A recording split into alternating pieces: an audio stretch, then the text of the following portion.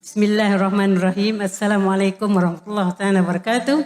Ana Fatimah Yahya min هذه الجامعة كطالبة هنا في شعبة عربية. Saya nak tanya mengenai batal wuduk. Mazhab Hanafi kalau sentuh al-mashu laisa batil. Syafi'i batal. Kalau kita macam saya nak ikut mazhab Hanafi boleh tak? Siapa-siapa sajalah macam masalah di Makkah lamsul rajul. Hadha soal faqat. Syukran. Terima kasih Ustazah sebab soalan pendek dan padat. Masya-Allah. Aula mastumun nisa atau kamu menyentuh perempuan. Kata mazhab Hanafi, aula mastumun nisa, kamu menyentuh tangan perempuan, la yubtilul wudu, tak batal wudu. Sebab makna aula mastumun nisa, maaf beribu maaf, maknanya jima. Kalau jima baru batal. Sebab kan kata dalam mazhab Maliki, kalau menyentuh batal kalau ada syahwat. Kalau tak ada syahwat tak batal. Sedangkan dalam mazhab Syafi'i ada syahwat tak ada syahwat batal. Saya dalam hal ini memilih mazhab Syafi'i. Kenapa Ustaz pilih mazhab Syafi'i? Apa hujahnya? Sebab mazhab Syafi'i lebih ihtiyat, lebih hati-hati, lebih selamat. Misal umpamanya saya bersentuhan dengan perempuan. Lepas itu saya sembahyang. Allahu Akbar. Datang setan berbisik. Hai Abdul Somad, engkau tadi bersentuhan. Kata hati saya, tak batal, aku tak ada nafsu. Kata engkau tak nafsu, tapi adalah sikit. Maka di situ saya pilih mazhab Syafi'i sebab ihtiyat dia tinggi. Manakala saya bersentuhan, saya wuduk balik. Selepas itu datang setan menggoda. Wuduk engkau sudah batal Abdul Somad. Kata saya, tak batal. Sebab aku dah wuduk balik. Salahkah seseorang memilih mazhab Maliki, memilih mazhab Hanafi, kemudian menurut dia baca, dia tengok, lalu kemudian dia pilih mazhab ini. Salahkah dia? Maka kata Syekh Wahbah Zuhaili dalam kitab Al-Fiqhul Islami wa Adillatuh, orang boleh memakai mazhab talfik campur bisyarat. Syarat yang pertama, bukan tatabbu' rukhas. Ingin mencari senang-senang mudah-mudah aja. Giliran berwudu, dia pilih mazhab Hanafi. Selepas itu hari raya kurban, orang bertanya, awak tak berkurban tahun ini? Tidak. Kenapa? Kurban sunat muakkad. Kurban dalam mazhab Hanafi wajib. Ya, aku wudu je Hanafi. Kurban aku pindah ke Maliki. Syarat yang pertama, dia tidak tatabu' rukhas. Tapi kerana dia tengok dalilnya kuat. Yang kedua, kerana dia tidak dalam satu qadiyah. Salat dengan wudu, dengan puasa, bukan satu qadiyah. Yang dimaksud dalam satu qadiyah itu, cara berwudunya Syafi'i. Selepas itu membatalkannya, pindah dia ke Maliki atau Hanafi. Maka ini satu qadiyah. Apa beza wuduk Syafi'i dengan wuduk Hanafi? Wuduk Syafi'i, air asal kena rambut sikit saja sah.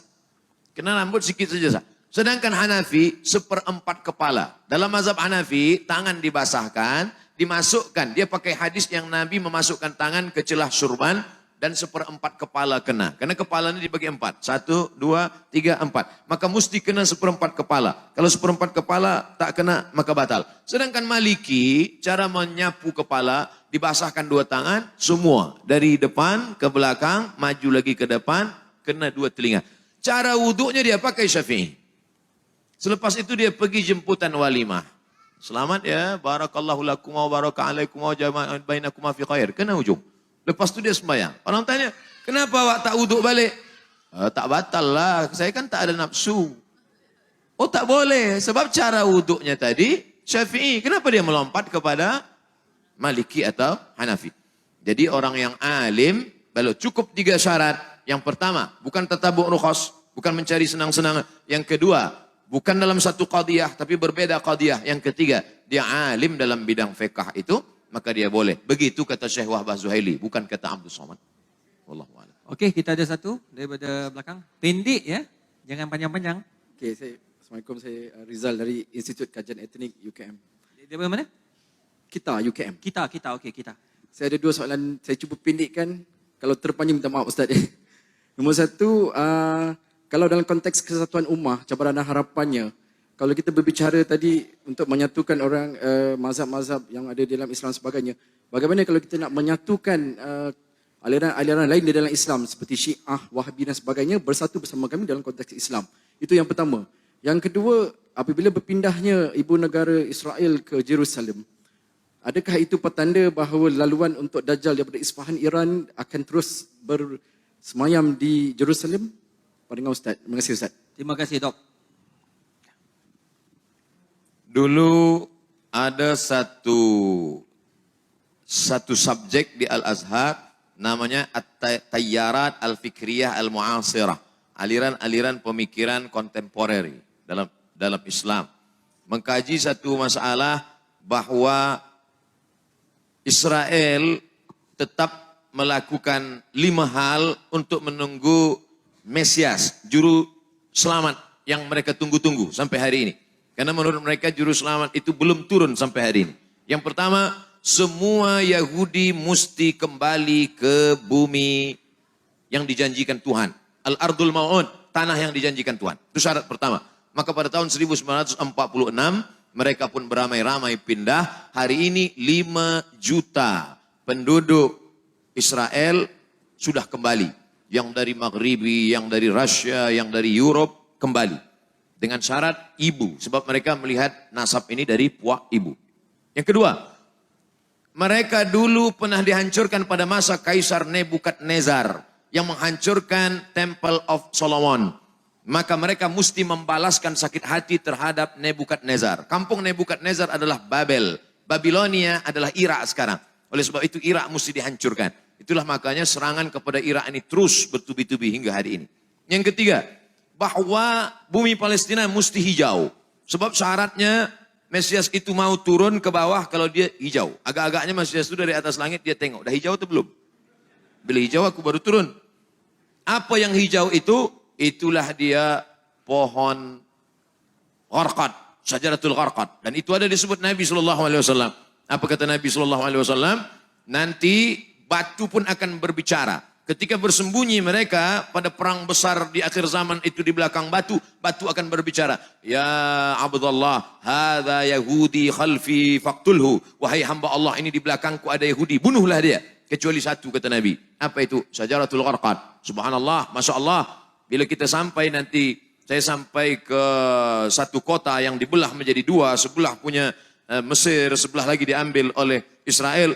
Saya tengok dengan mata kepala saya sendiri, pohon-pohon gharqad mereka tanam menghijau seperti pokok pines. Lalu kemudian yang kelima, bahwa mereka mesti menguasai yang pernah dikuasai oleh Sulaiman dulu. Maka itu disebut dengan Great Israelian. Israel Raya, Israel besar.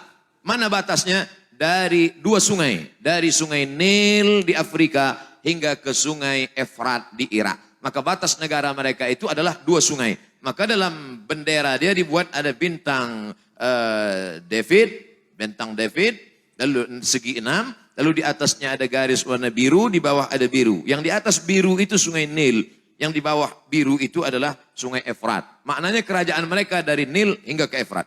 Yang kelima, kalau nanti mereka berkuasa di dunia, maka selain daripada mereka akan menjadi ghaim. Ghaim itu adalah keledai tunggangan. Yang bukan dia akan menjadi ghaim. Siapa dia?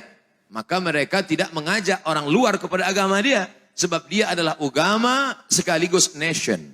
Beza dengan kita. Kita Melayu. Tapi bukan agama. Beza dengan mereka. Mereka adalah Yahudi sekaligus sebagai agama. Maka yang bukan mereka, bukan golongan mereka akan menjadi ghaim, keledai tunggangan. Itulah yang terjadi saat ini. Maka ini mesti disuarakan. Video saya tentang ini sudah diupload di YouTube. Hanya beberapa jam saja, lepas itu hilang. Kalau tak percaya, coba upload. Mungkinkah Sunni dan Syiah bersatu? Yang menjawab ini Syekh Yusuf Al-Qaradawi. Maka dibuatlah yang disebut dengan At-Taqrib Bainal Madzahib. At-Taqrib pendekatan. Karena sudah jauh betul. Ini Sunni, ini Syiah. Akhirnya dibuatlah dialog bernama At-Taqrib Bainal Madzahib. Mendekatkan mazhab. Tapi itu pada masa Syekhul Azhar Mahmud Shaltun. Berlanjutlah kepada Syekh Yusuf Qaradawi. Kata Syekh Yusuf Al-Qaradawi, akhirnya saya tak sanggup. Kenapa? Mereka mengajak takrib bainal madzahib, tapi sebenarnya mereka sedang melakukan tasyyi'us sunnah. Mensyiahkan ahli sunnah. Di mana letak perbezaan kita dengan mereka? 5. Yang pertama, Mereka berkata selepas Nabi SAW meninggal, dunia ini dipimpin oleh Sayyidina Ali. Ali meninggal dipimpin oleh Sayyidina Al-Hasan. Hasan meninggal dipimpin oleh Sayyidina Al-Husain. Husain meninggal dipimpin oleh Ali Zainal Abidin. Ali Zainal Abidin meninggal dipimpin oleh Muhammad Al-Baqir. Muhammad Al-Baqir meninggal dipimpin oleh Ja'far Shadiq. Ja'far Shadiq meninggal oleh Musa Al-Kazim. Musa Al-Kazim meninggal oleh... Terus sampai ke bawah, imam yang 12. Imam yang ke-12 sedang bersembunyi sekarang. Belum keluar. Sementara imam 12 ini belum keluar, dunia dipimpin oleh wilayatul faqih. Yang sekarang dipimpin oleh Khamenei. Siapa yang tidak mengakui ini, maka kafir. Itulah yang menyebabkan dia keluar daripada Ahlussunnah. Karena Ahlussunnah tidak boleh takfir, mengkafirkan orang. Sedangkan dia mengkafirkan kita. 2. Selepas Nabi SAW meninggal dunia, maka ada wasiat kepada Sayyidina Ali. Maka orang yang mengambil wasiat, membatalkan wasiat itu berarti kafir. Abu Bakar dan Umar kafir. Makanya ada doa laknat sonamai Quraisy. Selepas sholat subuh mereka laknat. Allahumma la'an sonamai Quraisy. Siapa yang dimaksud dengan sonamai Quraisy? Abu Bakar Siddiq dan Umar ibnul Khattab. Wa ma Muhammadun illa Rasul. Muhammad itu seorang Rasul SAW. Qad khalas min qablihi Rasul. Sebelum-sebelumnya Rasul sudah meninggal. Afa immata. Kalau dia mati meninggal dunia. Au qutila. Atau dia dibunuh. Apa kata mereka dalam tafsirnya? Qutila. Muhammad SAW mati dibunuh. Siapa yang membunuhnya? Sammahuma. Sammahu. Ada 2 orang perempuan yang sudah meracunnya. Sejahat-jahat perempuan adalah mereka berdua. Sejahat-jahat lelaki adalah bapaknya. Siapakah 2 perempuan itu? Aisyah paling jahat, bapak Aisyah Abu Bakar. Hafsah paling jahat, bapak Hafsah adalah Umar. Sejahat-jahat perempuan Aisyah dan Hafsah. Sejahat-jahat lelaki Abu Bakar dan Umar. 3. Sahabat Nabi yang beriman hanya Muaz, hanya Abu Dzar Al-Ghifari, Salman Al-Farisi, Miqdad bin Aswad. Selain daripada itu sahabat itu kafir murtad. Sedangkan kita Ahlussunnah berkata as-sahabah udul. Abu Bakar Siddiq radhiyallahu an, Umar bin Khattab radhiyallahu an, Ali bin Abi Thalib radhiyallahu an. Sedangkan mereka mengatakan la'natullah alaih. Yang keempat, mereka berkata bahwa ada namanya taqiyah.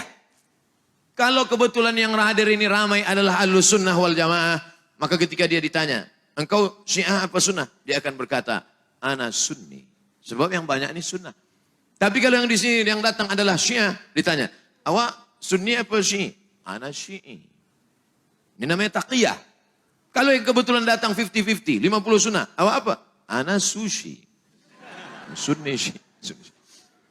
Taqiyah. Dalam Islam tak ada taqiyah. Sedangkan mereka mengatakan at-taqiyah minad din.